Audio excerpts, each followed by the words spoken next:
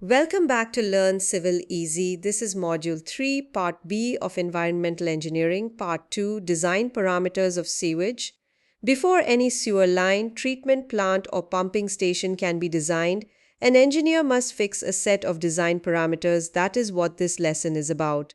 These parameters fall under three groups: time-related parameters, namely design period and design population; quantity-related parameters, namely per capita flow, dry weather flow, peak factor, minimum flow, and storm water flow; and hydraulic-related parameters, namely self-cleansing velocity, non-scouring velocity, slope, and Manning's roughness. We will look at each in turn. First, the design period. This is the number of years for which the proposed sewerage works are designed to function without major augmentation. For sewers, the standard design period is 30 years. For sewage treatment plants, 15 to 25 years. For pumps and motors, 10 to 15 years. The reason is simple: buried trunk sewers are very hard to replace, while pumps and motors are replaceable equipment. Land acquisition for a treatment plant is the hardest of all, so engineers plan 30 to 50 years ahead for that. Next, the design population. Sewage flow is directly proportional to population, so we must forecast the population at the end of the design period. 5 standard methods exist. Arithmetic increase assumes a constant decadal increment, best for old stabilized cities. Geometric increase assumes a constant percentage rate, best for rapidly growing cities, but it tends to overestimate. Incremental increase combines both. The most balanced of the three, decreasing rate of growth, assumes the rate slows as the city saturates. And the logistic curve method, which fits an S curve, is the most rational for long-term planning when historical data is available. Now, per capita sewage flow. The per capita water demand for an Indian city ranges from 100 to 200 liters per person per day, depending on whether the city has a flushing system. But not all of this water reaches the sewer. Some is lost to evaporation, gardening, and consumption. The fraction that returns is called the return factor, typically 0.7 to 0.85. A common design value is 0.80. So for a city with a water supply of 200 liters per capita per day, the average sewage flow is 160 liters per capita per day. Now, variations in flow. Sewage flow is not constant. It peaks in the morning and evening, drops at night, and varies seasonally. The conduit must carry the peak without surcharge, yet stay self-cleansing at the minimum. The peak factor converts average flow into the maximum hourly flow used for sizing. Hammond's formula is the most used in Indian practice. Peak factor equals 1 plus 14 divided by the quantity 4 plus square root of P, where P is the population in thousands. Notice peak factor decreases as population grows because individual peaks average out across more users. For 1,000 people, peak factor is about 3.8. For 100,000, it drops to 2. For 1 million, only 1.4. Next, storm water flow. For storm sewers and combined sewers, the design must handle rainfall runoff. The standard approach is the rational method. Discharge equals 1 over 360 times the runoff coefficient C times rainfall intensity I in millimeters per hour times catchment area A in hectares. The runoff coefficient depends on the surface, about 0.9 for watertight roofs, 0.8 for asphalt pavement, 0.1 for grassy lawns. Rainfall intensity is read from the city's intensity duration frequency curves for the chosen design return period, typically 2 to 5 years for residential drains, 10 to 25 years for commercial areas. Now, velocity in sewers. The self-cleansing velocity is the minimum needed to keep solid particles in suspension and prevent silting, about 0.6 to 0.9 meters per second. The non-scouring velocity is the maximum above which the lining material erodes, about 3 meters per second for reinforced concrete sewers. Design velocities should fall between these two limits. Below 0.6, the sewer silts; above 3, the lining scours away.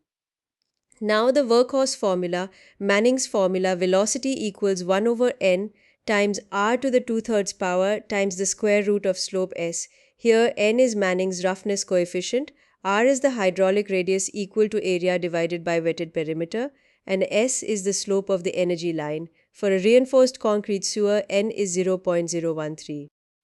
For a circular pipe running full or half full, the hydraulic radius is d divided by 4.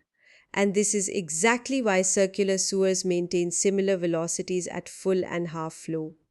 Manning's is the formula every civil engineering student must know by heart.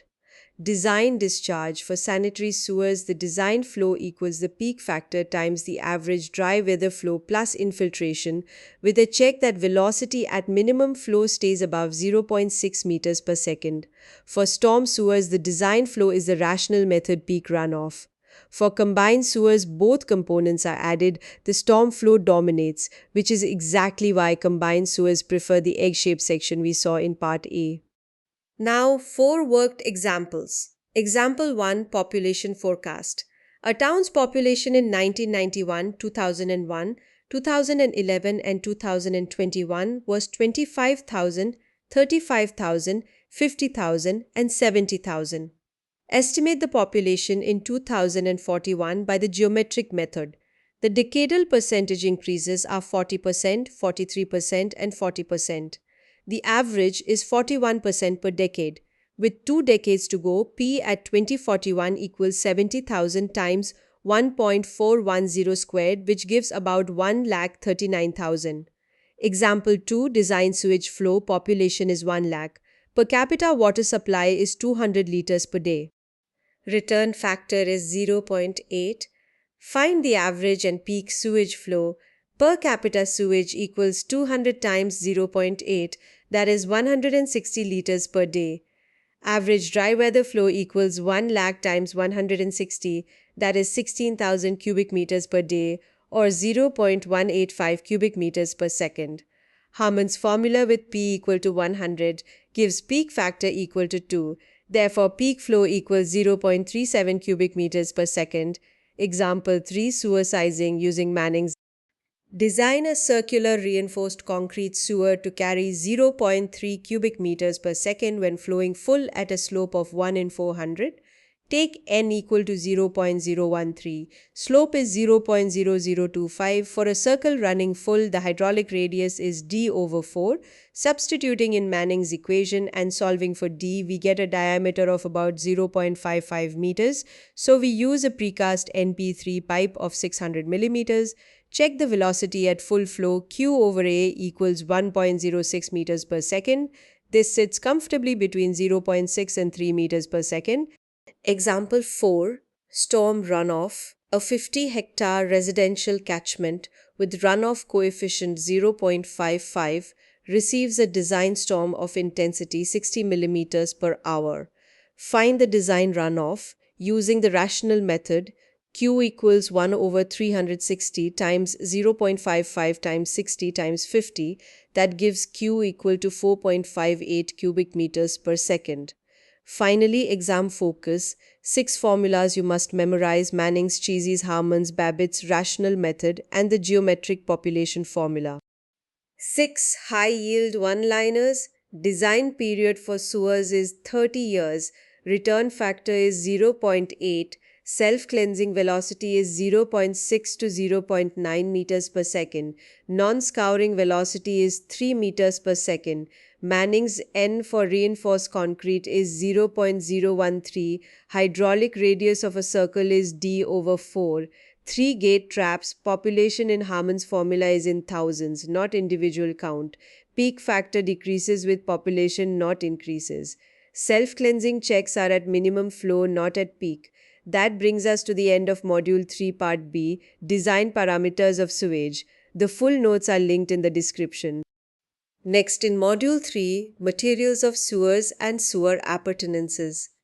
Subscribe to Learn Civil Easy for the rest of the Environmental Engineering Part 2 series.